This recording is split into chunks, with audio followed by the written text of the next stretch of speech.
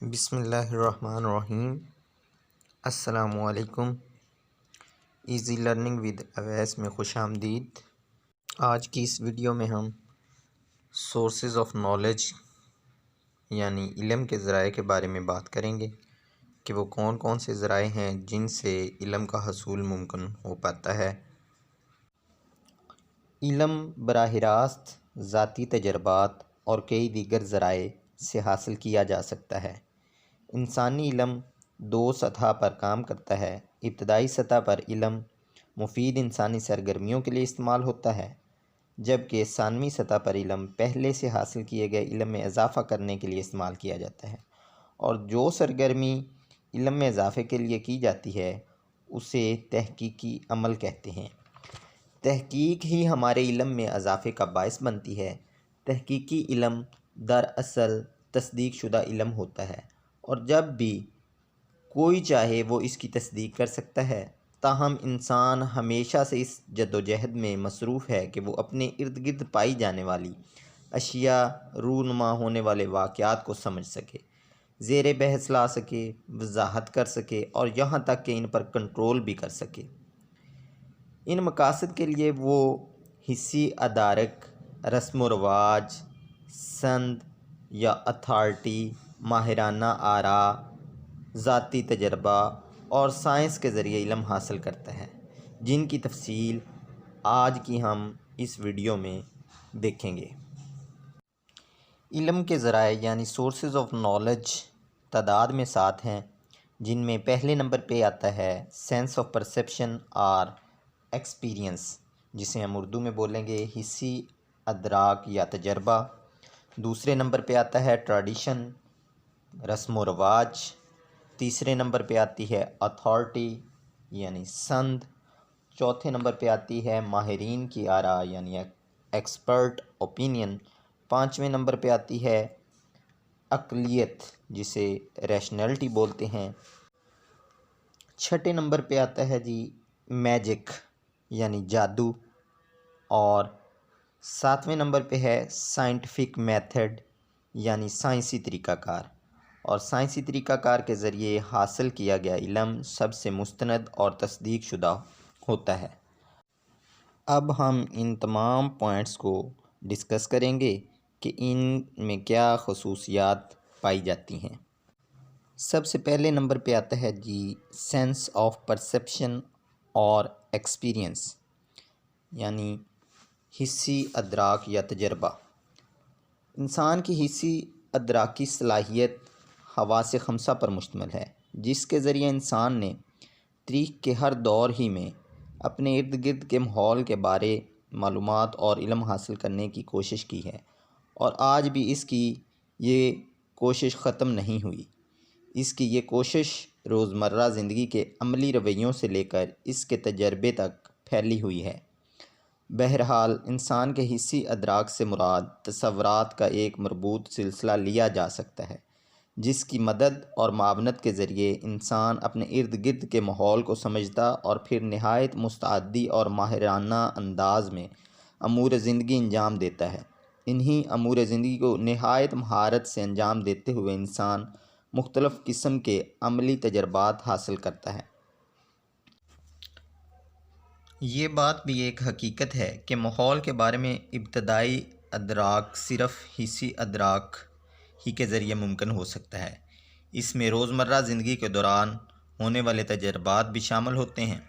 اس ذریعہ سے حاصل کیا گیا علم یا معلومات کافی اہمیت کی حامل ہوتی ہیں، تاہم غلط بھی ہو سکتی ہیں۔ مثال کے طور پر ایک ماہر تعلیم اور ماہر نفسیات سینس پرسیپشن کے ذریعے جو ابتدائی علم حاصل کرتے ہیں، اس کے مطابق بار بار کی مشق علم میں اضافہ کرنے کا سبب بنتی ہے۔ جس طرح کہ کہا جاتا ہے مشق انسان کو مکمل بنا دیتی ہے، جس کا مطلب یہ ہے کہ کوئی بھی شخص جتنی زیادہ مشق کرے گا وہ اپنے کام میں اتنا ہی ماہر ہوتا جائے گا۔ اس ضمن میں یہ مثال بھی دی جا سکتی ہے کہ ایک مدرس جب درس و تدریس کا آغاز کرتا ہے تو اس میں کچھ خامیاں یا کمیاں ہوتی ہیں، جو وقت کے ساتھ ساتھ بار بار کی مشق کے نتیجے میں دور ہوتی جاتی ہیں، اور وہ ایک دن کامیاب مدرس بن جاتا ہے۔ اسی لیے طلباء و طالبات پر تعلیمی اداروں میں اس بات پر زور دیا جاتا ہے کہ وہ اپنے سبق کو بار بار دہرائیں اور لکھنے کی مشق کریں تاکہ وہ اس میں ماہر ہو سکیں، لیکن یہاں پر یہ بات نہیں بھولنا چاہیے کہ ایک معروف مفکر تھارن ڈائک کے مطابق ضروری نہیں ہوتا کہ حصی علم کے نتائج ہمیشہ مثبت برآمد ہوں۔ دوسرے نمبر پہ آتی ہیں ٹریڈیشن، رسم و رواج۔ علم کے ذرائع میں سے ایک ذریعہ معاشرے کے رسم و رواج بھی ہیں، جس کے ذریعے انسان بہت سا علم حاصل کرتا ہے اور مختلف قسم کی معلومات اور علم کے حصول کی خاطر اس پر انحصار ضروری ہو جاتا ہے۔ اکثر اوقات روزمرہ زندگی میں پیدا ہونے والے مسائل کو معاشرے میں مروجہ رسوم و رواج کو سامنے رکھ کر حل کیا جاتا ہے۔ رسم و رواج دو طرح کے ہو سکتے ہیں، اچھے اور برے۔ عصر حاضر میں کوئی بات اس بنا پر درست ثابت نہیں ہو سکتی کہ یہ معاشرے کے رسم و رواج میں شامل ہے، بلکہ اب لوگ عقل سے بالا تر رسم و رواج کو چھوڑتے جا رہے ہیں، ان کی نفی کرتے جا رہے ہیں اور تصدیق شدہ رسم و رواج کو علم کی منتقلی کا ذریعہ بنانے میں مددگار ثابت ہو رہے ہیں۔ تیسرے نمبر پہ علم کے حصول کا جو ذریعہ آتا ہے وہ ہے اتھارٹی یعنی سند۔ حقیقت یہ ہے کہ ابتدائی تہذیبوں کے ادوار میں بھی کسی بھی مستند شخصیت یا اپنے مخصوص علم میں ماہر شخصیت سے مختلف مسائل کے حل کے لیے اس کے مشورے پر عمل درآمد ناگزیر سمجھا جاتا تھا۔ آج بھی ایسی صورتحال موجود ہے۔ مثال کے طور پر تاریخ ہمیں یہ بتاتی ہے کہ مختلف قبائل کی صورت میں رہنے والے افراد مختلف قسم کی ناگہانی آفتوں مثلاً سیلاب، وبا، بجلی کی چمک سے نجات کے لیے اپنے خود ساختہ دیوتاؤں سے بچاؤ کی درخواست کرتے۔ مزید یہ کہ قبائلی سردار ان کے لیے ایک مستند شخصیت کا حامل ہوتا، جس کے علم اور مشورے کو وہ کسی بھی صورت میں مسترد کرنے کا تصور بھی نہ کرتے۔ حتیٰ کہ اس دور حاضر میں انسان سچائی کی تلاش میں خود نکلنے کے بجائے اپنے آباء و اجداد کی مستند حیثیت پر اعتبار کرتا ہے۔ ایک وکیل اپنے موکل کی بے گناہی کا ثبوت حاصل کرنے کے لیے ماہر نفسیات سے رابطہ کر لے، ایک ماہر اسلحہ ساز ہتھیاروں کے بارے اپنی مستند رائے دے۔ بہرحال کوئی بھی مستند شخصیت بلا شبہ قیمتی اور قابل قدر علم کا ذریعہ ہو سکتی ہے، لیکن اس میں ایک بڑی خامی ضرور موجود ہے۔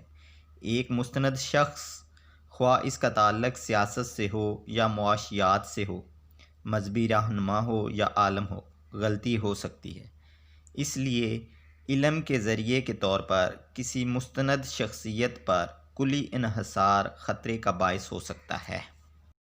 چوتھے نمبر پہ علم کے ذرائع میں آتا ہے ایکسپرٹس اوپینین یعنی ماہرین کی آراء۔ بعض اوقات کوئی بھی شخص علم کی تلاش میں کسی ماہر سے اس کی رائے طلب کرتا ہے، کیونکہ وہ ماہر شخص عقل، تربیت اور تجربے کی بنیادوں پر دوسرے افراد سے اعلیٰ یا برتر ہوتا ہے۔ اسی طرح ماہرین کے ساتھ بحث و مباحثہ بھی علم حاصل کرنے کا ذریعہ ہوتا ہے۔ ایک محقق کے لیے ایسی کانفرنس، سیمینار اور ورکشاپس میں جانا نہایت مفید ثابت ہوتا ہے، جہاں ماہرین مختلف موضوعات یا پھر کسی ایک موضوع کو زیر بحث لاتے ہیں۔ ماہرین کی آراء نہایت اہمیت کی حامل ہوتی ہیں اور ان کی روشنی میں کئی ایک مسائل کو حل بھی کیا جا سکتا ہے۔ ہر معاشرے میں ایسے افراد موجود ہوتے ہیں جو تجربے، عقل و دانش کی بنیادوں پر دوسروں سے برتر ہوتے ہیں اور جن کی آراء کو بہت زیادہ اہمیت حاصل ہوتی ہے۔ ماہرین کی آراء بھی علم حاصل کرنے کا ذریعہ ہوتی ہیں۔ علم کے ذرائع میں پانچواں نمبر ہے ریشنلٹی یعنی عقلیت کا۔ عقلیت پسندی کے ذریعے حاصل ہونے والے علم میں تجربے کو اہمیت حاصل نہیں ہوتی، بلکہ وجہ اور سبب یعنی کاز اینڈ ایفیکٹ کا کردار زیادہ اہم ہے۔ انسان اور حیوان میں بنیادی فرق عقل کا ہے۔ حقیقت یہ ہے کہ جب انسان علم کی تلاش میں نکلتا ہے تو وہ عقل کا دامن ہاتھ سے نہیں چھوڑتا۔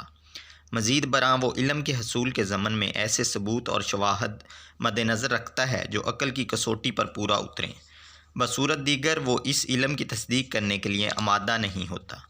یہ بات بھی قابل اہمیت ہے کہ انسان کسی علم کی تصدیق کے لیے دو قسم کے استدلال استعمال کرتا ہے، مثلا پہلا استخراجی استدلال اور دوسرا استقرائی استدلال۔ استخراجی استدلال یعنی ڈیڈکٹیو ریزننگ کسی خاص واقعہ کی حقیقت معلوم کرنے کے لیے وہ بہت سے واقعات کو سامنے رکھ کر یہ منطق پیش کرتا ہے کہ جو بات سب کے لیے درست سمجھ لی گئی وہی زیر نظر واقعہ کے بارے میں بھی درست ہوگی۔ یہ ایک قسم کی دلیل ہے۔ استخراجیہ دلیل کے تحت محقق مفروضوں یا قیاس کے ایسے نمونے مہیا کرتا ہے جن سے مسئلے کے بارے میں نتیجہ خیز شہادت وجود میں آ جائے۔ یہ استدلال 3 بیانات پر مشتمل ہوتا ہے، پہلا دعویٰ، دوسرا کیفیت اور تیسرا نتیجہ کہلاتا ہے۔ اس کو سمجھنے کے لیے ہم ایک مثال زیر بحث لاتے ہیں، جیسے کہ تمام حیوان جنگل میں رہتے ہیں، شیر ایک جانور ہے لہٰذا وہ بھی جنگل میں رہتا ہے۔ اس طریقہ استدلال کا انحصار داخلی مطابقت کے اصول پر ہے، یعنی نتیجے کے درست اور موزوں ہونے کا دار و مدار دعوے اور کیفیت پر ہے۔ اس کے بعد آتا ہے استقرائی استدلال یعنی انڈکٹیو ریزننگ۔ یہ ایک ایسا طریقہ ہے جس کے تحت محقق اپنی تحقیق کا آغاز کسی خاص واقعہ کے مشاہدے کے ذریعے کرتا ہے، پھر ان حقائق کے معائنے اور جائزے کے ذریعے وہ مکمل گروہ کے حوالے سے ایک مجموعی نتیجہ اخذ کرتا ہے کہ جس کے ساتھ یہ خاص واقعات منسلک ہیں۔ علم کے ذرائع میں چھٹے نمبر پر آتا ہے میجک یعنی جادو۔ علم کے حصول اور دنیا کو اپنے زیر اثر لانے کا ایک اور طریقہ جادو ہے۔ معروف مفکر کیریگ کے نزدیک جادو اس تصور پر مشتمل ہے کہ فطرت میں رونما ہونے والا ایک واقعہ دوسرے کے ساتھ منسلک ہوتا ہے اور ایک واقعہ دوسرے کی پیروی کرتا ہے۔ عام طور پر جادو کی 2 اقسام معروف ہیں۔ پہلی قسم کو نقلی جادو یعنی امیٹیٹو میجک کہتے ہیں، جس کے تحت لوگ نقل کرتے ہوئے اپنی مرضی کا تاثر پیدا کرنے کی کوشش کرتے ہیں، جبکہ دوسری قسم متعدی جادو کنٹیجیس میجک کہلاتی ہے، جس کی بنیاد 2 افراد یا واقعات کے تعلق پر ہوتی ہے۔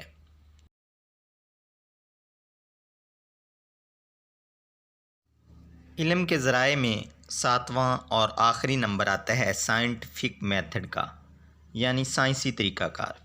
دراصل سائنس سے مراد ایک ایسا طریقہ ہے جس کے ذریعے علم کا حصول ممکن ہے۔ اس طریقے کے ذریعے مشاہدے اور تجربے کی بنیاد پر فطری مظاہر کے بارے معلومات حاصل کی جاتی ہیں۔ مزید برآں سائنس کی اصطلاح علم کے اس منظم لاہ عمل کی بھی نشاندہی کرتی ہے جس کے استعمال کے ذریعے علم حاصل کیا جاتا ہے۔ مزید برآں کم روایتی طور پر سائنس کی اصطلاح سے مراد ایک منضبط شعبہ علم ہے یا پھر وہ علم ہے جو اس شعبے کے ذریعے حاصل کیا جاتا ہے۔ سائنسی طریقے کا مجموعی عمل منطقی نتائج کے طور پر مفروضے اخذ کرنے اور متوقع حالات محسوس کرنے پر مشتمل ہے۔ اس کے بعد ان متوقع نتائج اور مفروضات کی بنیاد پر تجربات کیے جاتے ہیں تاکہ اس امر کا تعین کیا جا سکے کہ بنیادی مفروضہ درست تھا یا کہ نہیں۔ بہرحال اس طریقے کے بارے کسی بھی نظریے کی تشکیل کے ضمن میں مشکلات پیش آتی ہیں۔ اگرچہ سائنسی طریقہ کو عام طور پر چند مراحل پر مستقل سلسلہ تصور کیا جاتا ہے، بہتر یہی ہے کہ ان مراحل کو سائنسی طریقہ کے عمومی اصولوں کی حیثیت سے دیکھا جائے۔ ضروری نہیں کہ سائنسی طریقے کے تمام بنیادی مراحل کسی بھی سائنسی تحقیق کا لازمی طور پر حصہ ہوں اور ان کی وقوع پذیری کی شدت بھی وہی ہو۔ یہ تھے علم کے حصول کے چند ذرائع جن کے بارے میں ہم نے آج اپنی اس ویڈیو میں تفصیل سے بات کی۔ ایسی مزید علمی ویڈیوز کے حصول کے لیے میرے چینل کو سبسکرائب کریں، ویڈیو کو لائک کریں اور زیادہ سے زیادہ شیئر کریں۔ شکریہ۔